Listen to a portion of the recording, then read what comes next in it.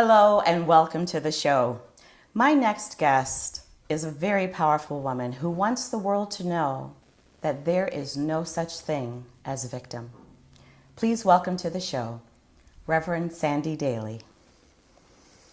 Thank you. Welcome. I'm so happy to be here. We are so happy to have you. And right off the bat, I want to take notice to this shirt that you're wearing and what you have on it. Ooh, it's a rising phoenix. It's a rising phoenix. Yes. And the reason for that is the name of my latest book that I'm currently writing, and the program that I have coming up is called Phoenix Rising. There's no such thing as victim. There's no such thing as victim. And that's a powerful statement, and we're going to unpack that during our time. But before we get really into the nuts and bolts of that, I really want you to share with our viewers your absolutely incredible story. It is really, truly amazing. I will be as concise as I can. Okay, so basically, I was born into a dysfunctional circumstance in which I learned very thoroughly that I was a victim, that I was meant to be a victim, that I would never be loved, that I was ugly, that I would never be happy, I wasn't meant for success, and I was worthless because I was a girl. Wow. And that was what I learned as a child about myself.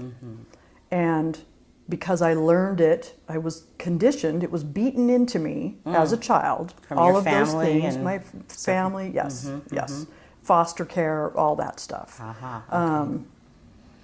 So that was how, because I learned that so thoroughly as a child, that's how I lived my life as if it was true. Right. So as I grew, became a teenager, got interested in boys, who do you think I attracted?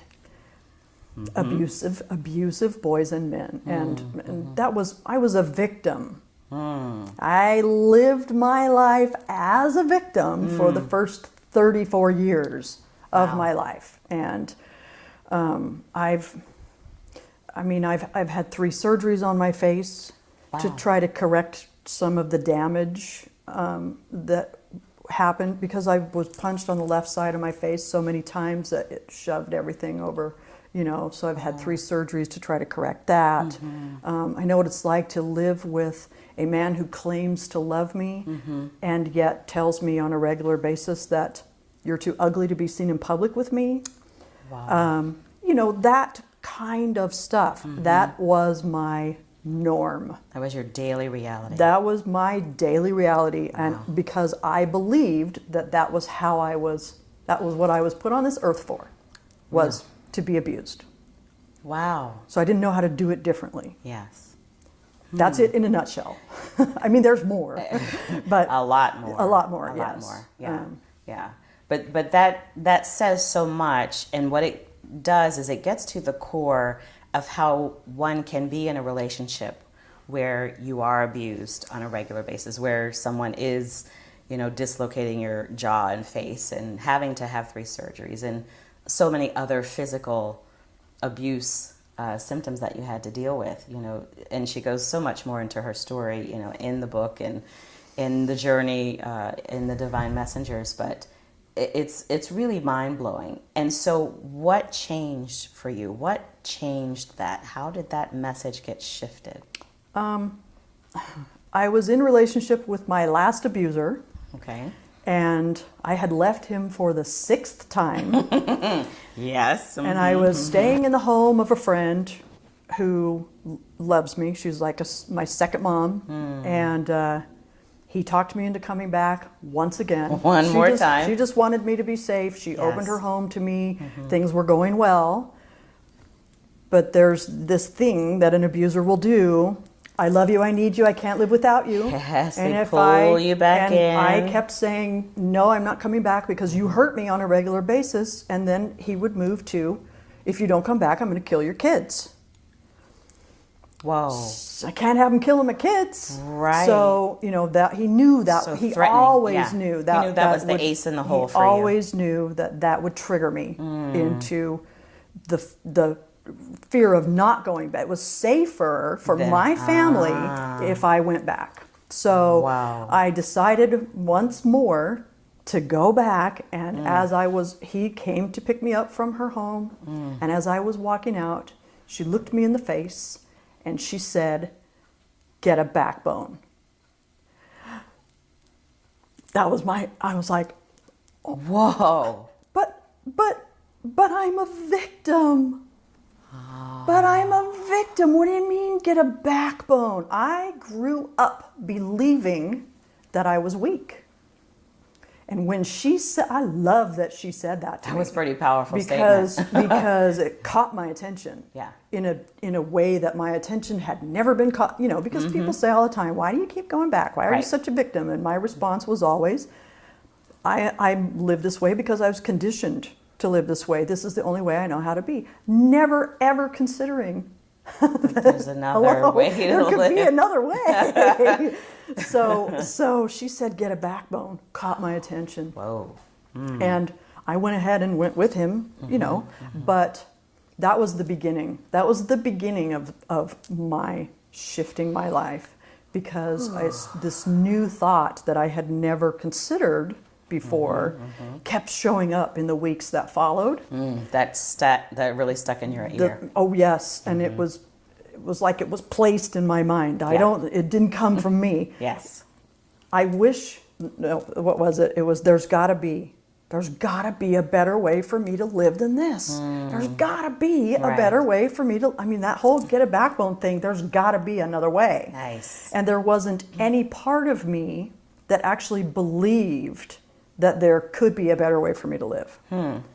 But at least the question was I there. decided, Oh, powerful word. I decided that I would be willing to believe that there could be another way.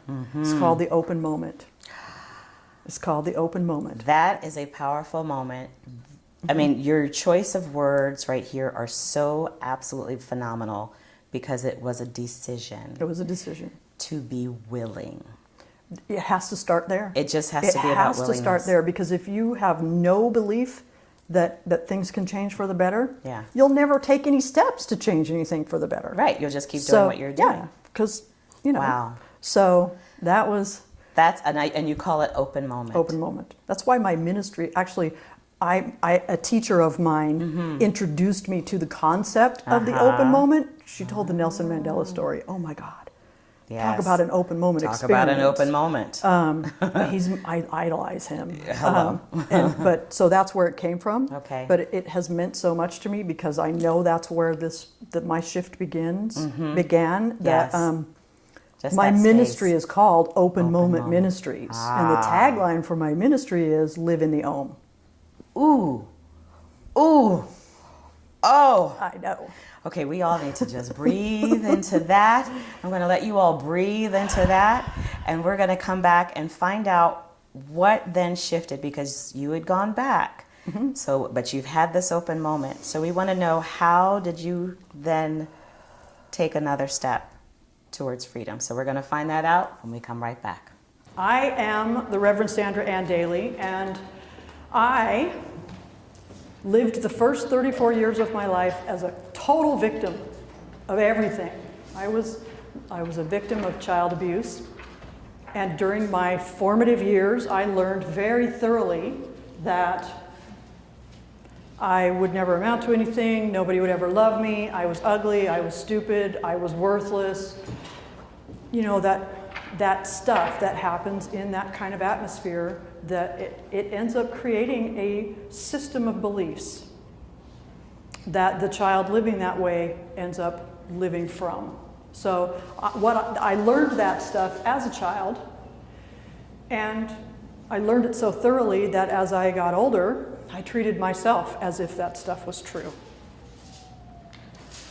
So what kind of life do you think I had as I got older? It wasn't very much fun. And I was a victim of everything. My whole life was one big dramatic I'm a miserable person, and here are all the reasons why. And as an adult, because I felt like I was meant to be a victim, this was not a conscious thought, this was just what I knew about how my life was and how it was meant to be. I'm a victim. When people are nice to me, I don't know how to handle it, so I can't get involved with somebody who's nice because I would actually think of them as weird, either weird or boring. And we are back with Reverend Sandi Daly, who just shared with us a pretty shocking story that was her life. So, Sandi, here you were in this abusive relationship, conditioned all your life to believe this is just how it's going to be. But you had a moment that you call the open moment, and even call now your ministry Open Moment Ministries. And then you showed us something pretty special on the break So the tagline for my ministry is live in the Om. I love and that. this is my logo for my ministry. And how long have you had that tattoo? A year. Wow. Live in the Om. Don't you love that? That's so good. That's how I do my best to live my life that way. Living in the open moment. The open moment really just means having the tiniest corner of your mind open to the possibility. Yeah, just that little space. Things can change. Just a little space. So here you were, you just made the decision to go back to your abuser, but you've just had an open moment. So now you've got two different worlds operating. What did you do next? That's what it felt like too, because during the weeks that followed, 5 or 6 weeks, that thought kept coming up. And there's got to be a better way for me to live than this. What if I'm not really as weak as I think I am? There's got to be a better way for me to live than this. And I started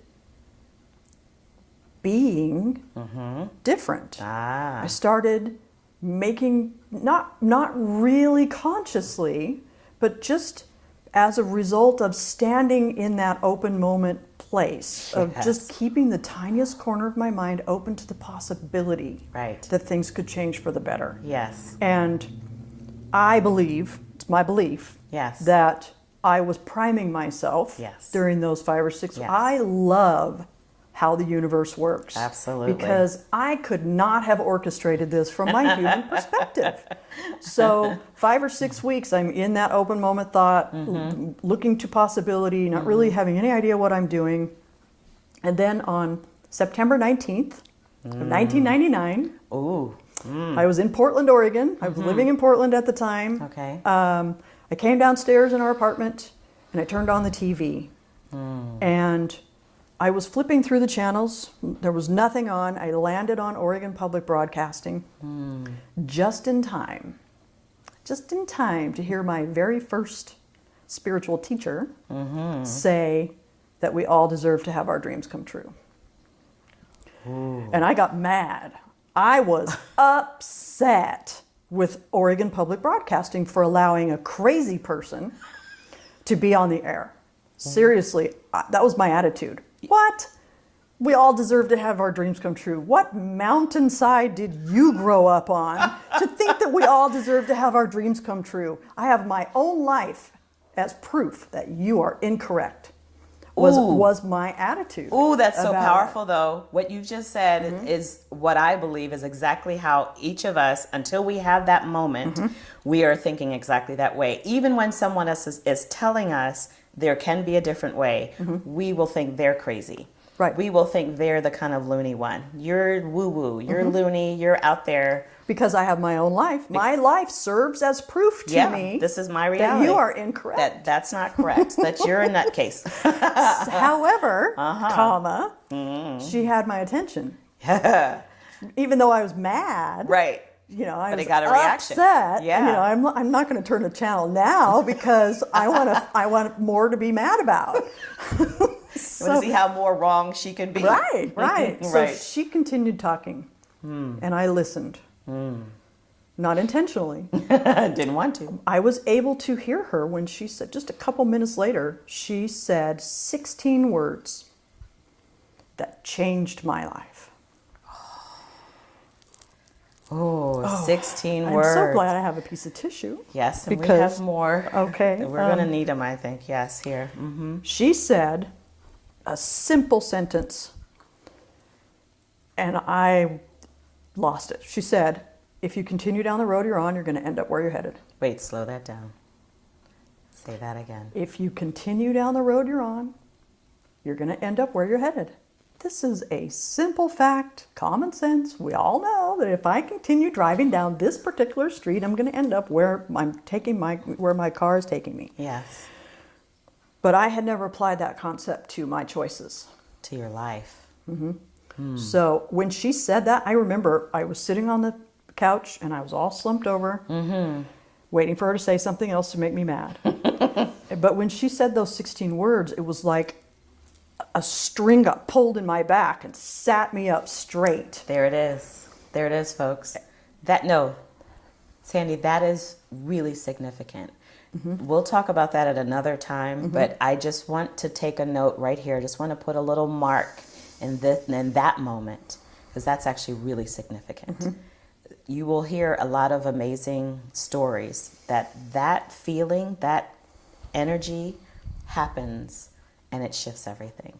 But I want you to say it one more time, even slower. And let's really sit with that, because it actually is really powerful. And somebody right now needs to hear that.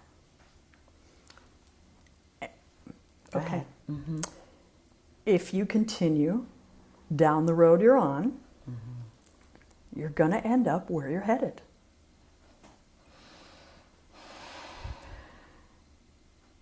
She said that. I sat up straight. And then my mind immediately went to, but I've made U-turns before. Another U-turn is going to get me killed. It's too bad I'm going to die this way.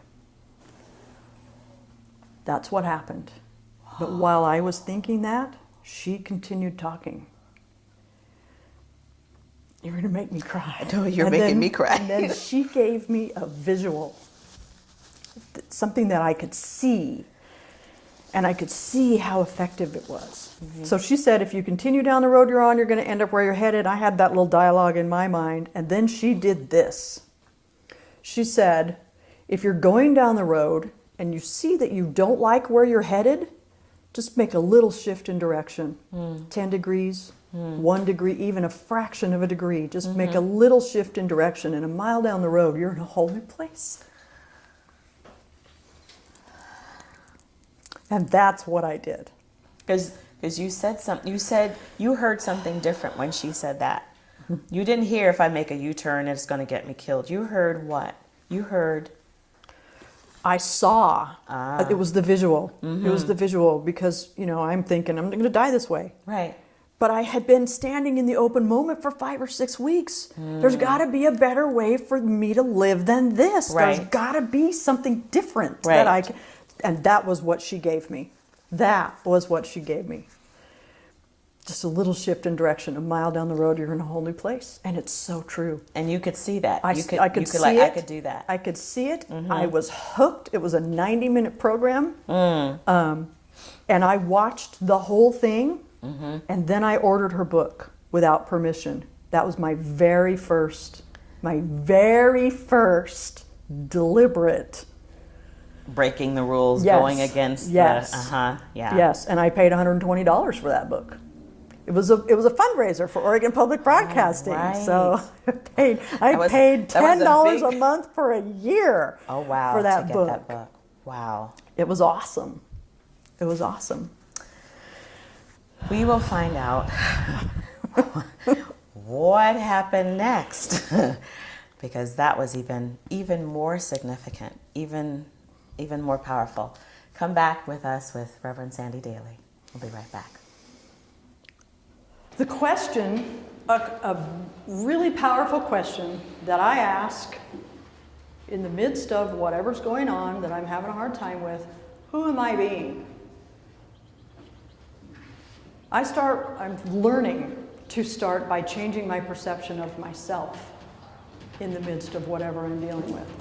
Who am I being? Where am I being a victim of this?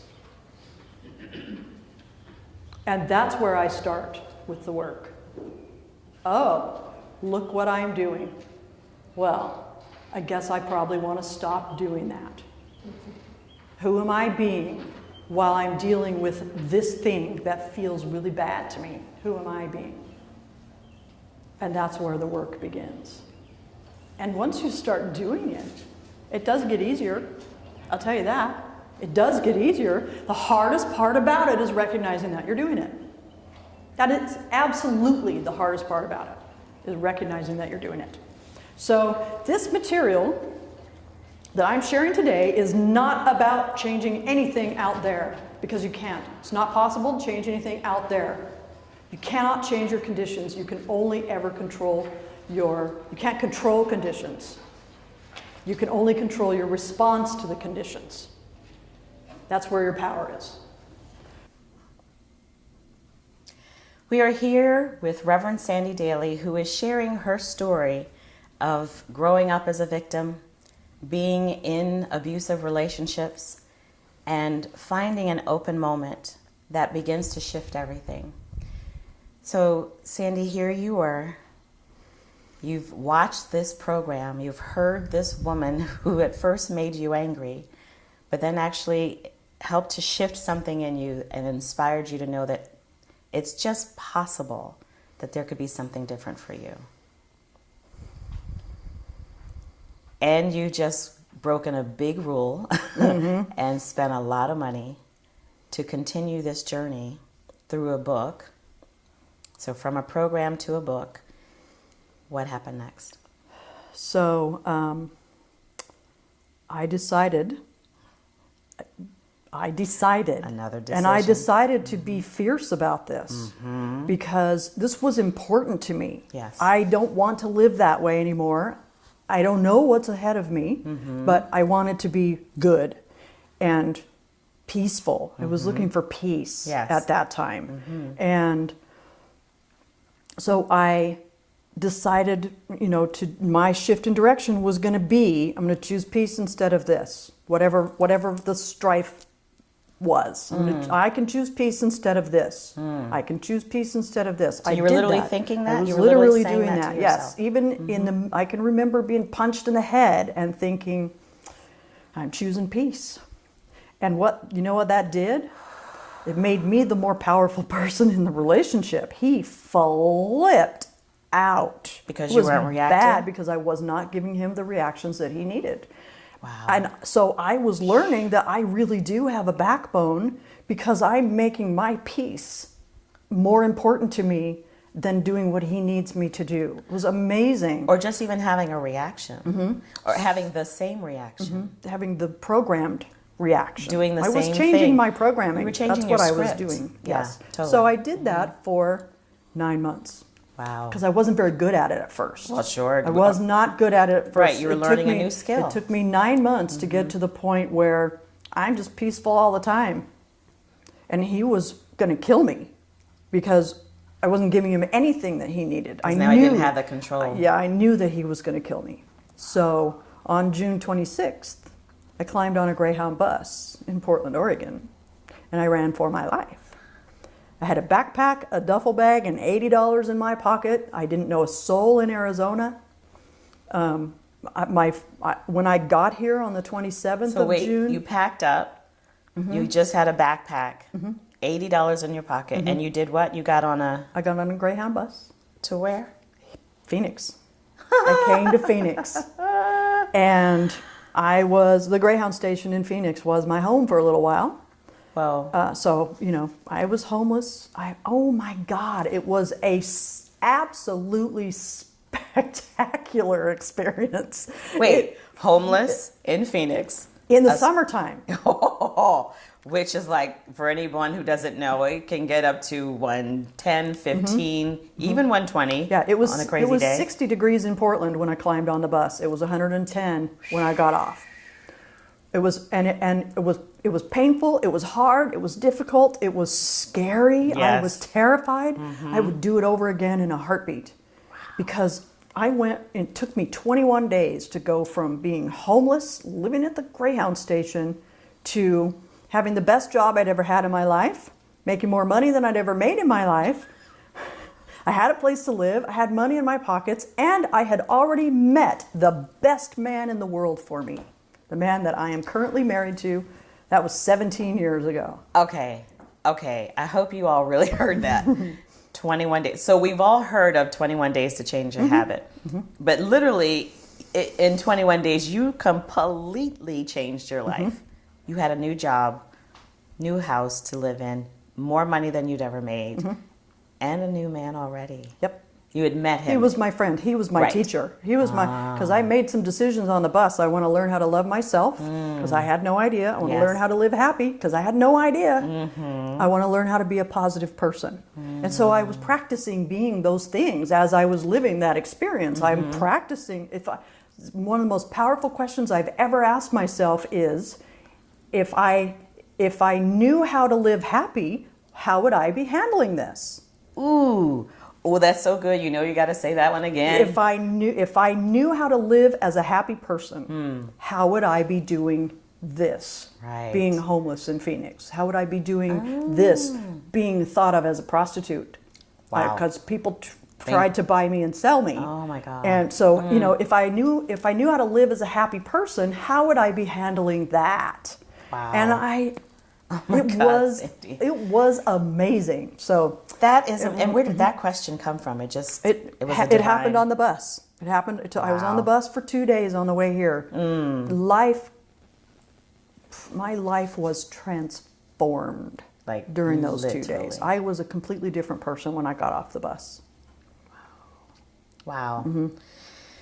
Oh my God, like we could literally mine this story for days, and we will, and you stay tuned for her show and channel on the Divine Messengers, on the Divine Spirit Network, and you can really hear more of every step that you took from there, because it just keeps getting more and more amazing, if that's possible. And it is, right? And it is, yes. So Sandy, tell us how are you allowing that journey and your story and the transformation that you've experienced, how are you allowing that to now be spread into the world? I have a workshop that I'm presenting. I have a group coaching that is fantastic. It is awesome. It is, I mean, content and structure and so you're walking other women, young women, yes, teenagers, or mostly anyone women? who feels like they're in that. There's got to be a better way to do this, and I'm willing to believe it's possible. Or maybe even if they haven't gotten there yet, maybe they're just in the moment. Maybe they're in the get a backbone moment. I don't know. Wherever they are in the journey. Anybody who would like to, this is all about recognizing that circumstances don't care what I think about them or how I feel about them. They just are. I get to experience them however I choose. That's mainly what I teach. It's that choice and that decision. I heard you say that, right? She said that many, many times. That choice, I made a decision. There were choices and decisions and space. I heard the moments, right? The moments, the choices, and the decisions, and then taking action. So you're now helping women who would like to take another step anywhere in that journey of transformation out from their abusive victim mentality. Now, you have a really strong message, and I want to just touch on this. And as we close out here, I want you to really speak about this. There's no such thing as victim, because you started your whole story telling us about being a victim. So talk to us now about that. So what I learned during that experience was one of the biggest aha moments that I have ever had in my life was during that program. And that was, you mean I get to choose what I think about this? You mean I get to choose what I think about him? You mean I get to choose what I think about me? Yeah. That was big. That was big. That's the mega one. And I trained myself to stop seeing perceiving myself as a weak, helpless, powerless victim. And because I was able to do that, I know I was choosing the victim even before. Unknowingly. I didn't know. Unconscious. I had no idea. Yeah, you didn't have another frame of reference. So there really is I was successfully being a victim the whole time I was being a victim. Got it. Got it. That I was very successful at it. And so what do you say now? Instead of being the victim, you can be what? I became my own champion. Oh, isn't that good? Become your own I champion. became my own champion. I got fierce about it. That's huge. I got fierce about deciding how I want to experience this circumstance. Yes. Ooh, And that's I so good. always get to choose. I love your saying. You have a saying about something about be fierce about being fearless. Something like that, right? Or I went from fear to Fearless. fierce. That was it. From fear to fierce. Oh, that's so good. That's so good. Oh my God, Sandy, So- we could just truly, I know, right? really, and we will. So again, stay tuned for more from her. But for this moment, my God, I don't have words, and that's pretty amazing. But but it's just truly transformational. Your story is so incredibly powerful. And I just know that there are women out there looking right now who are getting their little aha moment. What's the final thing you want to say to them? Anyone who's having that aha moment, Yes, two things. yes. You always get to choose. You always get to choose. You get to choose what you think about everything. You Nice. always get to choose your experience. Excellent. If you would like to take that aha moment further, Yes. go to my website, There you go. www.nosuchthingасvictim.com. Love it. Love it. Love it. Take that step. Take it now. You can do it. Thank you so much. Oh, thank you. Blessings, This was blessings. fun. Thank all of you for being with us, and we look forward to seeing you next time. Be well.